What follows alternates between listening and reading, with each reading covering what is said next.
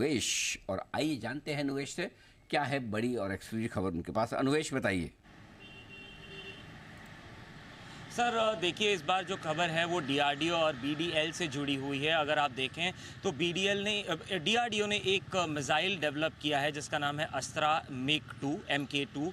ये मिसाइल की final testing अगले 6 महीने में कंप्लीट हो जाएगी और इसकी जो प्रोडक्शन है वो बीडीएल में दिसंबर 2024 से शुरू होने के पूरे अंदेश बताए जा रहे हैं, जैसा हमारे सोर्सेज का कहना है।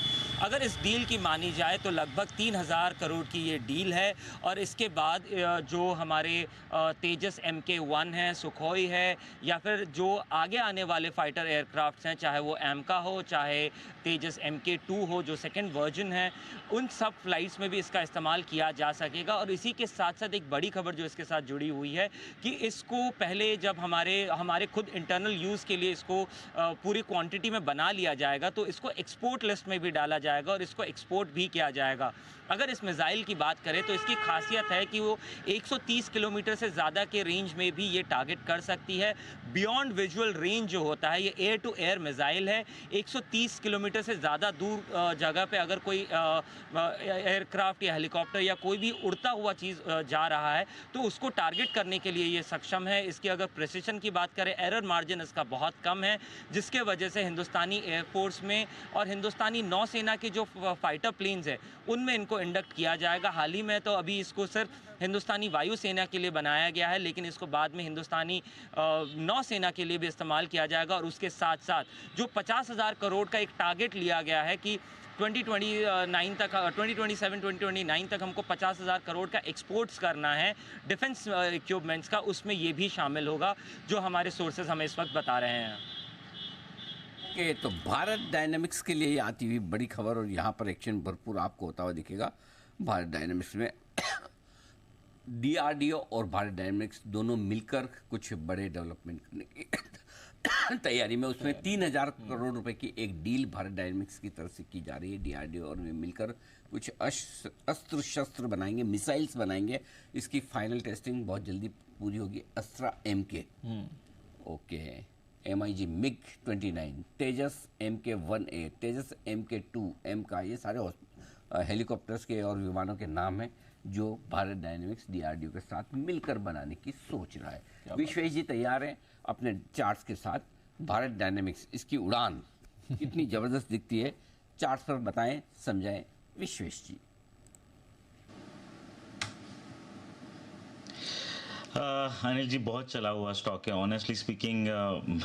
मतलब ड्रीम रन है। आप अगर ज़्यादा नहीं और अक्टूबर 2023 मतलब ऑलमोस्ट 1 ईयर पहले भी जाते हैं अनिल जी तो 400 रुपये का रेट था, अभी 1700 रुपये का रेट है। इन अ वेरी नियर टर्म, अगर बहुत नियर टर्म में बात करें तो पिछले 1-1.5 महीने से कंसोलिडेशन है। 1650 अपसाइड, 1340 अभी। मुझे लगता है अनिल जी कि ये कंसोलिडेशन अगर अपवर्ड ब्रेक देता है तो उस सूरत में फिर 1900 तक जाएगा। बिकॉज ये जो अभी हो रहा है अनिल जी, मैं शायद मार्केट में थोड़े टाइम से हूँ तो मैंने समवेयर ऐसा Anil ji 63 time EV by EBIT, PE of 99, 60,000 crore का मार्केट कैप अनिल जी, ये इरेशनल एक्सुबरेंस है। आप और मैं शायद ऑन एयर है और हमें लोग जज करते हैं, इसीलिए शायद हम बहुत खुल के नहीं बोल सकते अनिल जी, लेकिन बहुत सारे अच्छे लोग अनिल जी ये कह रहे हैं कि अब जो हो रहा है वो शायद कहीं भी रुकेगा और बहुत बड़ा एक फॉल आना चाहिए। तो अनिल जी, मैं कल एक डेटा पढ़ रहा था, इनफैक्ट आपने ये पूछा तो अनिल जी, ओवरऑल हमारा जो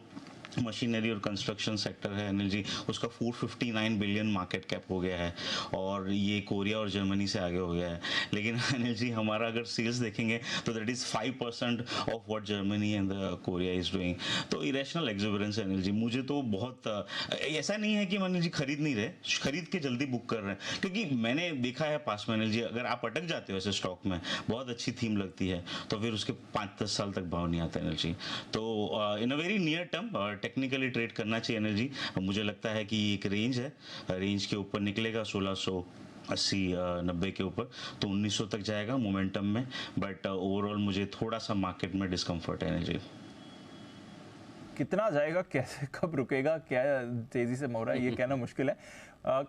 अग्री करेंगे अनिल जी विश्वेश जी के साथ कि डिफेंस स्टॉक्स में वैसे तो बड़ी रैली हुई है, बट ये तो रीजंस भी इनके लिए आ रहे हैं फंडामेंटल, और ऑर्डर्स बुक भी अच्छी रही है इनकी तो खैर। पार्शियली मैं एग्री करता हूँ कि हाँ कई सारे स्टॉक्स हिस्टोरिकल वैल्यूएशंस देखेंगे तो आपको 70-80-100 के मल्टीपल दिखेंगे, लेकिन क्या यही स्टॉक्स अगर 3 साल आगे की अर्निंग पे आप देखते हैं तो क्या वो इतने महंगे हैं क्या? हाँ क्योंकि Exactly. अगर इस वक्त आप ये पूछो कि सबसे ज़्यादा ऑर्डर अगर किसी एक सेक्टर में किसके पास है तो आपको या तो डिफेंस मिलेगा या मैन्युफैक्चरिंग कंपनियां मिलेगी या OEMs बनाने वाली कंपनियां मिलेगी, राइट?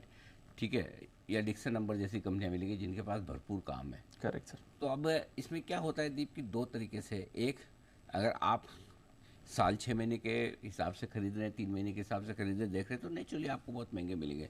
लेकिन अगर कोई फंड मैनेजर ये सोचता है कि 3 साल में इनके पास ऑर्डर बुक इतनी है, 3 साल में अगर इनकी सेल्स और प्रॉफिट 40-50% सालाना ग्रो कर सकते हैं, 25-30% भी ग्रो कर सकते हैं, तो मुझे महंगा नहीं लगता। राइट। तो वो उनका व्यू है। सो अल्टीमेटली वैल्यूएशंस देखने का हर एक का अपना अपना तरीका है। राइट। मैं इस चक्कर में जाना ही नहीं चाहता कि ओवरबॉट है और स्ट्रोच है, यूफोरिया। देखिए सिंपल सी चीज़, अगर मैं रोज मंदी बोलूंगा तो किसी न किसी दिन तो सही होगी, रहेगा, और रोज मैं तेजी बोलूंगा तो किसी न किसी दिन तो होगी। करेक्ट। करेक्ट। लेकिन पॉइंट ये है, अगर हम 20,000 से मंदी बोले और 25,000 हो जाए तो फिर 25,000 होने के बाद मैं बोलूँगा देखो हो गई, है ना? या मैं 25,000 से तेजी बोलूँ और मैं बोलूँ होगी, फिर 20,000 पे घटने के बाद तेजी हो, देखो हो गई।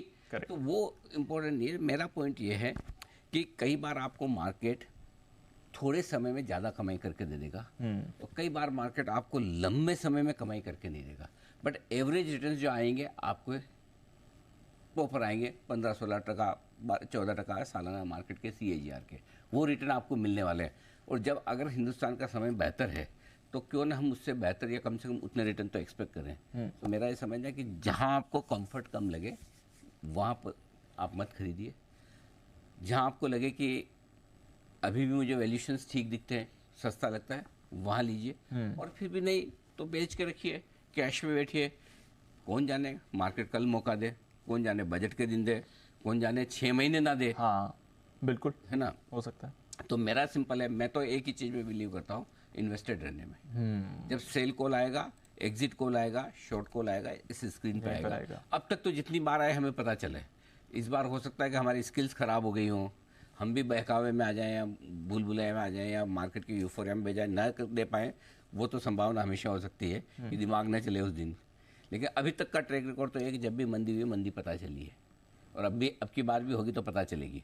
और मंदी में एक ही चीज़ होती है दीप, वो ये कि मंदी के लिए मैं डराने के लिए सब लोग आएंगे आपके पास में, लेकिन आपको एक ही दिन डरना है, कब डरना है वो आपको पता होना चाहिए। हाँ। जब एक्चुअल मंदी आए तो। तो नहीं तो क्या होगा, हर बार करेक्शन में आपका माल खाली हो जाएगा ये सोच के कि मंदी आ गई, और आप रह जाएंगे खाली। फिर क्या है, इंडिया स्टोरी में आपको लगेगा इंडिया स्टोरी मेरे क्या काम की। तो मेरा ये समझना है कि अगर आपकी एंट्री अच्छे लेवल पे, अब फॉर एग्जांपल किसी ने भारत डायनेमिक्स, मैं आपको एक एग्जांपल देता हूँ आज का जी। आज का एक स्टॉक रेलवे का जो मेरे पास अभी आया है, मेरी टीम ने भेजा है, मैं बताता हूँ। आज का एक रेलवे स्टॉक है रेलटेल।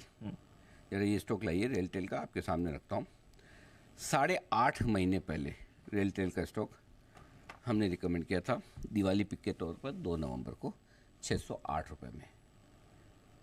ठीक है, सॉरी 608 रुपये तो अभी हो गया, 221 में 221 में रिकमेंड किया था। 250%, 3 गुना हो गया। 200 वाला लगभग 600 हो गया।